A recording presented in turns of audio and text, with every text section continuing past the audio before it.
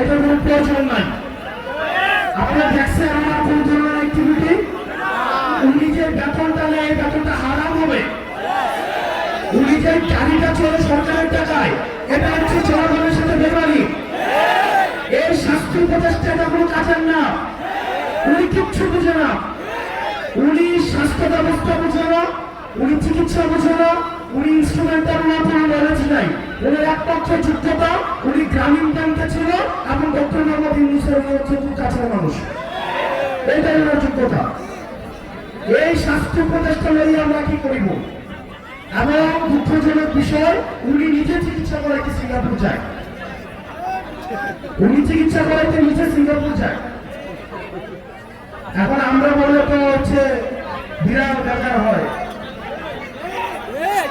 আমরা বললে রাগ